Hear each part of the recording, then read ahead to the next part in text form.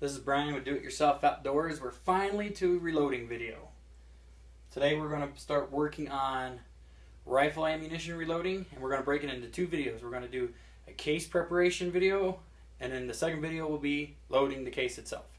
So you just get home from the range and you got yourself a whole bunch of dirty cases. Today, for these videos, we're going to be using just a 223 Remington case, or a 5.56, whatever you want to say, but we're using 223 dies, so we're going to load everything to the 223 Remington. So you got a bunch of dirty cases, and you're ready to start doing some prep work on them. Now, do you have to clean your cases? No, you do not have to clean your cases. Do you want to clean them? Yes, you want to clean them. It's going to help with ammunition reliability, ammunition cycling through your rifle, and it just looks better. You're making your own product, so you want to do it the best you can. Now there's hundreds of different types of cleaners on the market. There's dry cleaners, there's chemical cleaners, there's wet cleaners.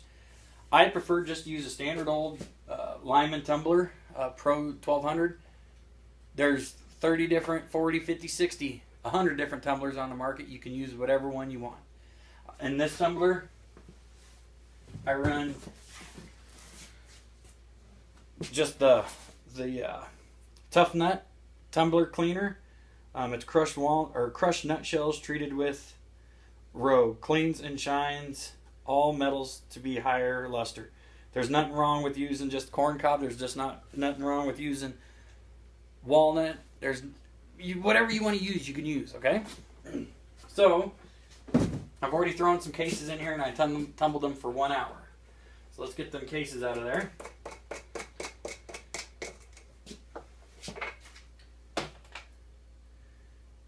And when you get your cases out, you want to make sure you knock all the media out of the inside.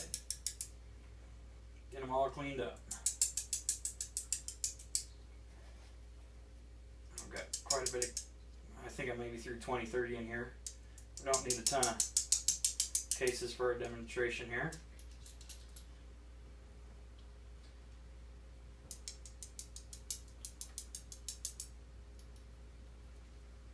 Okay, so let's see what we got here.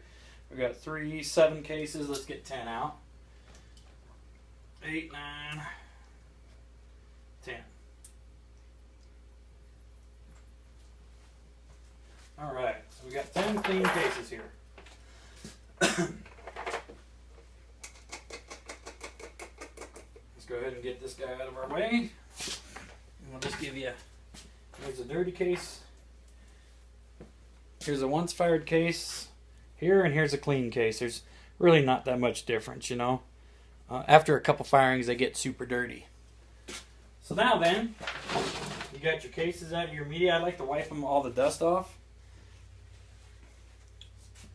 And guys, there's so many different ways to reload. This is the way I do it, so don't send me comments telling me I'm doing it wrong or anything like that. It's just the way I do it. I've never loaded a bad case. I do a lot of loading every year. It's the only way I can afford to shoot. You know, I got into loading to make my rifles more accurate, not for the financial standpoint of it, but now it's more the financial standpoint of it. Once you get your work or your loads all worked up that you want to use, then it's just real fun to save money and get real accurate loads, you know. And you did it yourself. You're making your own product here.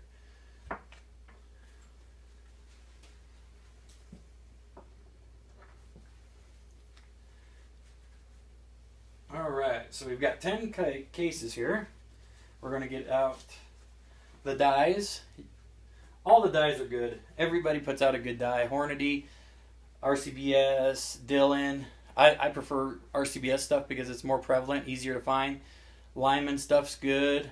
Even Lee stuff, everybody knocks the Lee stuff. There's nothing wrong with it. You have to stay within your budget for doing what you're doing outdoors related. If all you can afford is a $20 set of Lee dies, there's nothing wrong with that. So let's get out our set of 223 dies. And in every die set, there's the instructions. Follow the instructions to the T. Don't think you know what you're doing and then screw it up. Follow the instructions. So real quick on these ones, and we're doing full length sizing. Let's find the sizer. I've done it 1,000 times, but let me just tell you what it says here. To ensure all play is removed from the press leverage system, raise the handle slightly, lower the shell holder to set the die an 1/8 to 1/4 turn lower into the press frame. So I'm using a standard old RCBS rock chucker. I do all my rifle ammo on this press. The way you set this up is you got your shell plate. It tells you the number of the shell plate you need, shell holder, number 10 for the 223. That's the bullet seating die. Here's the sizing die. It's going to have a little primer popper right here, and inside it's got a little ball in there to size the throat of the shell again. So you want to bring your ram all the way up, bring your die to that ram,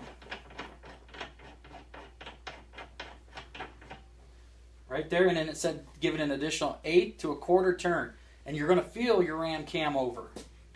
So give it a little turn. So hear that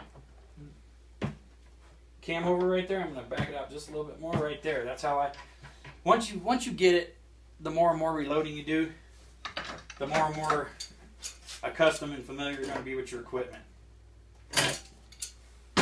So there we go. Our shell plate's on, our sizing die's in there, and we're ready to go. Now there's 100 different lubricants. You've got to lube a shouldered cartridge. The top here's got a shoulder on it. If you do not lube it, it will get stuck in your sizing die. You have to lube this. A straight handgun case and a carbide set, you don't have to lube. But this is a steel set of dies, and you have to lube this case or it will get stuck, and it's a pain in the butt to get them out. There's hundreds of different lubes. You've got the old case lube here from RCBS. You just pour it on a little foam pad, you run your case over it, and you got lube on it. There's the RCBS case slick spray. There's the one-shot spray. I've kind of gotten away from the sprays because they do have a high alcohol content. So if you're doing a lot of cases, you spray a lot of cases, by the time you get to the 20th or 30th case, the lube's dried up and you got to redo it. What I've been using the last year or so is this Hornady Unique Case Lube. I really like this stuff. The reason I like it is you really control the amount of lube you put on your case, and it doesn't take much. I mean, just a thing. I just put a little bit on my finger. It just made my finger shiny. That's it. And put a little bit on the case. That's all you need. Put a little dab in the throat. Boom, done. So let's get the size in these cases. You don't need a lot on these cases. You just need enough to make sure your case doesn't get stuck. Now, you're going to know if you're using too much lube when you size your case. And I'm going to try to make it do it on one. If you put too much lube on, let's put a little bit more around the shoulder, you'll get little dents, and that's just where the lube is built up and it crushed back in the case. You can shoot those dents right back out. It's not going to hurt it. Let's see if this one did it. Yeah, this one did it. I don't know if we can get the camera to see this. If it will come on focus in. It's not going to focus. Good old iPhone camera. But there is a little dent in there. It's not a huge deal. It just tells you you're using too much lube on your case. A little bit of lube goes a long way, guys. And when you drive that ram into your die, you're going to be able to feel the resistance. You're going to feel the, like, hey, do I need more lube, less lube? That's why I like this Unique. You can put as much lube on as you want, or a little amount of lube. With the spray, it's hard. You're just going to town spraying stuff. So usually when I put my finger into the lube container there, I get enough lube on my finger to do, 3, 4, 5, 6, 7 cases.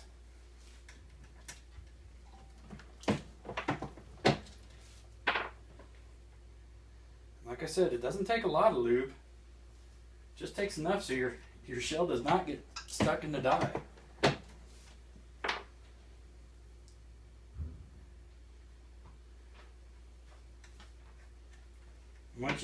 Once you get really going on this, you'll be surprised how fast you can get these guys going here.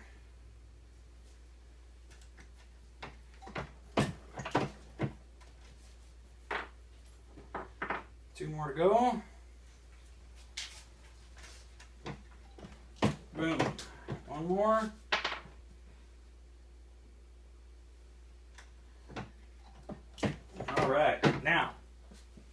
You got your full length size, so your shoulders put back into place, your throat is sized back to normal size, and your primer's been removed. Now, what I like to do at this step is I like to clean the cases one more time. I don't like putting them in the tumbler because that little media gets in your fire hole here. So you got to pick it out. What I like to do to make sure all the lube's off, everything's cleaned up, ready to go, is I like to use this Hornady ultrasonic cleaner. This ultrasonic cleaner gets in there real good, down the case throat, the primer pocket, gets you all cleaned up. Gets all that grease off, that lube that you just used. It does a real nice job. So, got all 10 in there. I'll put the lid on. Now I'm just using water and a cap full of simple green. It doesn't take a lot of cleaner to clean these up. Let the ultrasonic cleaner do the work for you. I set it to the max. Boom, done. We'll let that run. All right, so we'll go ahead and turn that off. So then after you get that all in the cleaner, taken care of, I pour it out on a towel and let them dry out. A lot of guys don't like using water. They think it's going to rust up their gun. They think it's going to mess with their powder. If you let the case dry out, it's not going to affect anything, guys. Just let the case dry out and you're done, okay? So I've got a box here. The shells I've already done. They're deprimed, sized, and now they're ready to be trimmed. Do you have to trim your cases every time you reload? Of course not. Absolutely not. But these are 223s. I do these once a year. I do a couple thousand at a time to get ready for the next year. It's middle of October, so 3 gun starts up next February, so I want to make sure I got enough rounds for that. This is a RCBS trimmer. It's just got a little cutter here. If you have any questions, email us, and I'll tell you everything I use and what we do. So, trimming down the case. So after you fire every case, it's going to grow in length. So after a while, this round will not go into the chamber because the shell length is just too long.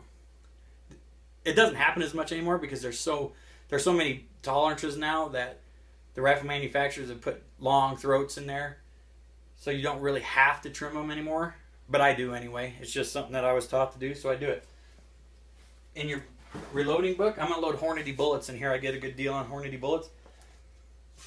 So this is a Hornady book. So we're looking up 223 Remington. The first page of the 223 Remington section will tell you case trim length 1.750. This page right here is very helpful for everything. It's going to give you the max case overall length when it's loaded, 2.260. It's giving you your trim length. It's giving you the primer that they used. It's telling you, out of all this test stuff, it's telling you what rifle they used, what barrel they used, and what case they used. So this section is really helpful for you. You need to know your primer size and your case trim length and your overall length. This is your max overall length. Like here's a 40 grain bullet. I'm loading 55 grain bullets. It gives you the max, the COL, the cartridge overall length, that's 2.2. You want to follow those. If you load them longer or load them under, you could develop different types of pressures. So always follow what your book says. Okay? So, 1.750. You take your little micrometer out. And every cutter is set up differently, how to adjust it. I've already adjusted this one. So you drop your case in. You just start turning the little cutter handle. And this one didn't have much come off of it at all. But it does have a nasty lip on it now. So, let's cut one more. Alright. Ooh, that one's had quite a bit. That's a real sharp lip on there. So you've got your case is cut to length. Now you got to deburr the inside, outside, and I like to clean the primer holes. You get that little bit of corrosion out of there. I've got an RCBS, I can't really remember what it's called, but it's an RCBS case prep station, I think that's what they call it. It's got the outer cutters, it's the deburrs, and the primer pocket cleaner, and it's even got a little brush here that if you want to run your case up and down through there and just make sure the case inside's clean. It's all how you want to do it. So I always do it the same way. I do my primer pocket, and it doesn't take long. Nice and shiny. You're outside. I run my fingernail across. If there's no bird, then I go to the inside one. The inside is very aggressive. It doesn't take long. Boom. That case right there is ready for primer, powder, and a bullet. We're ready to go. Let's do this one since I got it, so I don't forget to do it.